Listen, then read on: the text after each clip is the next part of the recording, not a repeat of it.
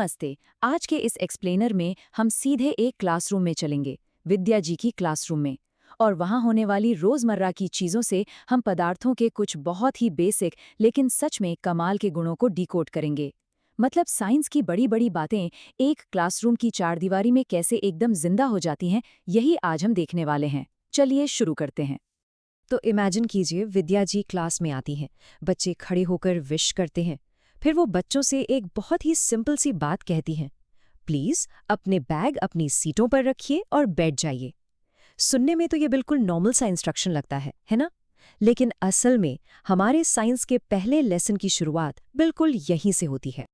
अब जरा सोचिए, बच्चे इस इतने आसान से इंस्ट्रक्शन को फॉलो क्यों नहीं कर पा रहे हैं? विद्या जी भी यही पूछती हैं कि भाई आप लोग बैठ क्यों नहीं रहे? आखिर ऐसी कौन सी फिजिकल रुकावट है जो उन्हें अपने ही कुर्सियों पर बैठने से रोक रही है? जवाब बिल्कुल हमारे सामने, बस नजरिया थोड़ा साइंटिफिक चाहिए। असल में बात यह है कि बच्चे बैठ ही नहीं सकते, क्योंकि कुर्सी की जो जगह है वो तो पहले से ही उनके बैग्स ने घेर रखी है। बच्चों ने भी यही कहा कि मैम बैठने की जगह ही नहीं बची। ये भले ही हमारी रोजमर्रा की एक बहुत ही छोटी सी बात लगे, लेकिन यकीन मानिए ये एक बहुत ही गहरे साइंटिफिक रूल की नींव है जो दुनिया की हर चीज पर लागू होता है। और इसी छोटी सी घटना से हम अपने पहले बड़े कॉन्सेप्ट की तरफ बढ़ते हैं, स्थान और आयतन, यानी स्पेस एंड वॉल्यूम। आसान भाषा में कहें तो आयतन यानी वॉल्यूम का मतलब है किसी भी चीज ने कितनी जगह घेरी है। अब उस बैग वाली प्रॉब्लम को याद कीजिए। बैग ने जगह घेर ली, इसका मतलब बैग का अपना एक वॉल्यूम है जिसने बैठने की पूरी जगह को ऑक्यूपाई कर लिया। ये एक एब्स्ट्रैक्ट कॉन्सेप्ट को समझने का कितना बढ़िया और रियल लाइफ तरीका है। चलिए अब क्लास के एक दूसरे एक्सपेरिमेंट की तरफ चलते हैं, जिसे हम जल स्तर का रहस्य भी कह सकते हैं। विद्या जी ने क्या किया, उन्होंने दो बच्चों को कांच के दो बिल्कुल एक जैसे ग्लास दिए और कहा कि आपकी पानी की बोतलों में जो पानी बचा है उससे इनमें डाल दो। अब रिजल्ट देखिए, एक गिलास सिर्फ आधा भरता है और दूसरा लगभग पूरा भर जाता है। सोचने वाली बात है, गिलास बिल्कुल एक जैसे हैं, फिर भी पानी का लेवल इतना अलग-अलग क्यों है?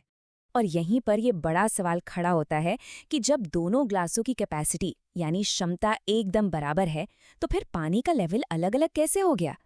ये हमें सोचने पर मजबूर करता है कि अगर बर्तन एक जैसे हैं, तो जरूरी नहीं कि उनके अंदर की चीज की मात्रा भी हमेशा बराबर ही हो।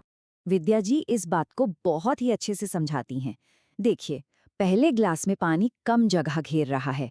इसका सीधा सा मतलब ये हुआ कि उस ग्लास में पानी की जो मात्रा है वो दूसरे ग्लास के मुकाबले कम है। कोई भी लिक्विड जितनी जगह घेरता है वही उसका वॉल्यूम होता है। तो बर्तन की क्षमता सेम होने का ये मतलब बिल्कुल नहीं है कि अंदर मौजूद चीज की मात्रा भी सेम होगी। इसे हम अपनी डेली लाइफ से भी जोड़ सकते हैं। दुकानों पर हमें अलग अलग साइज की पानी की बोतलें मिलती हैं, राइट? उन पर लिखा होता है 1 लीटर, 500 मिलीलीटर या 200 मिलीलीटर। ये नंबर्स आखिर क्या बताते हैं?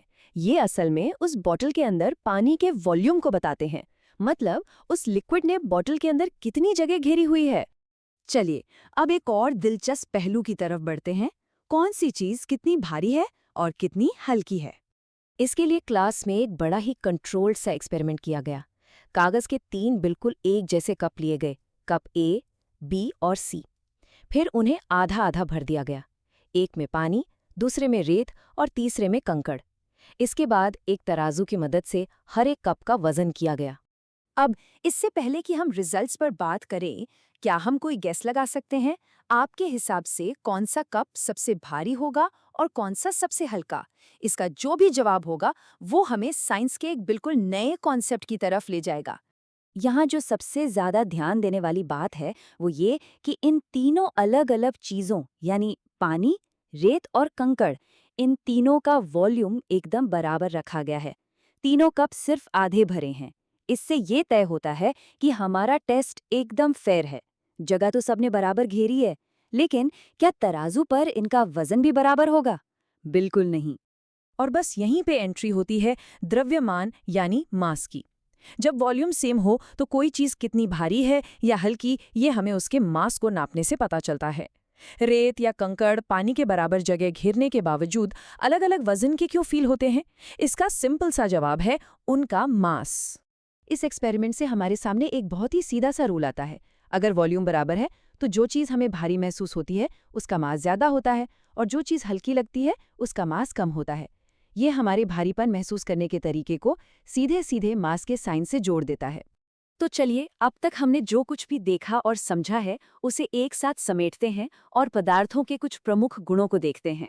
कुर्सियों पर रखे हुए उन बैग्स से लेकर तराजू पर रखे कप्स तक हमने क्या समझा? पहली बात, हर चीज़ एक फिजिकल जगह घेरती है जिसे हम वॉल्यूम कहते हैं। दूसरा, लिक्विड्स का भी अपना एक वॉल्यूम होता है जिसे नापा जा सकता है, जैसे 1 लीटर या 500 मिलीलीटर। तीसरा, हर चीज़ का अपना एक भारीपन होता है जिसे मास कहा जाता है। और सबसे ज़रूरी बात, दुनिया की हर चीज़ एकदम एक जैसी नहीं होती। हर पदार्थ की अपनी एक अलग पहचान और अलग गुण होते हैं। अब सोचने वाली बात यह है कि जब हर चीज़ के गुण अलग-अलग होते हैं, तो हमारे आसपास जो रोज़मर्रा की चीज़ें हैं, उनमें ये वॉल्यूम और मास एक साथ कैसे काम करते हैं? ये सच में एक ऐसा सवाल है जो हमारे आसपास की दुनिया को देखने का नज़रिया ही बदल सकता है।